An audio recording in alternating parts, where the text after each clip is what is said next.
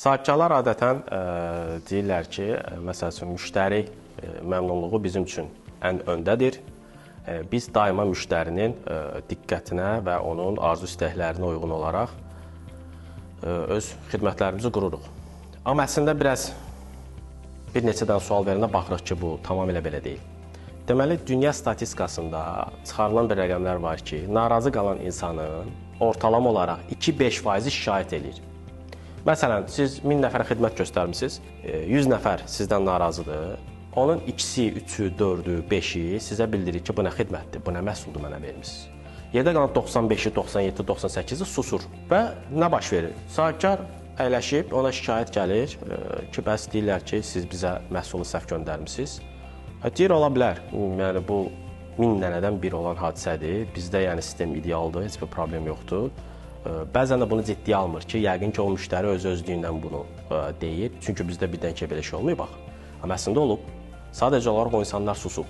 Və bu tip baş verdikcə nə olur? O 2 nəfər plus o 98 nəfər şikayəti qarşılanmırsa, təxmini belə bir müxtəlif ədəbiyyatlarda fərqli deyir ki, onlar 5-7 nəfərə sizin xidmətlər haqqında gedib neqativ danışırlar.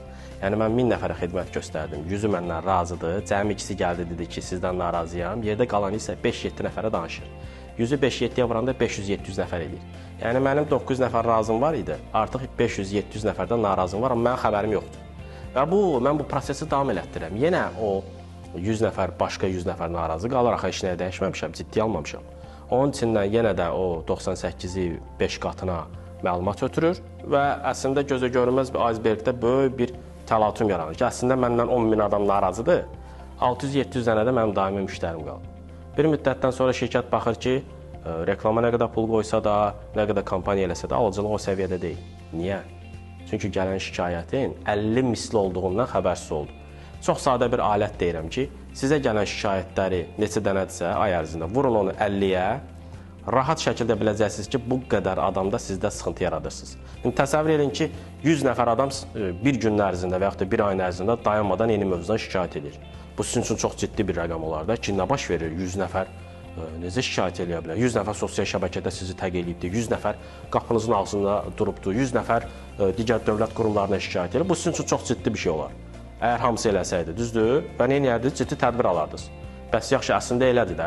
Sadəcə olaraq indi insanlar, bəziləri düşünür ki, ona fikrimi desəm nə olacaq, kimdir bu şikayətə baxan və yaxud da mənə demagog deyəcəklər və yaxud da mənə gələcəkdə bu məhsulu vaxtında çatdırmayacaqlar, əgər sizinlə daim işləyəndirsə. Ona görə susur. Susmaq da sizi böyük bir sükuta, böyük bir uçuruma aparır və siz də o komfortdan zövq alırsınız ki, danışan yoxdur, şikayət edən yoxdur, nə yaxşı. Və belə-belə də şirkət getdikcə batır. Yəni, şirkət rəhbəri arzu eləməlidir ki, onun şikayətçisi çox olsun. Şikayətçilərin özü pulsuz konsultantlardır. Siz istiqamət verirlər. Sadəcə oturun, onların dediklərini dinləyin, onlara uyğun tədbir görün və onlara geri dönün. Bax, bu mütləqdir.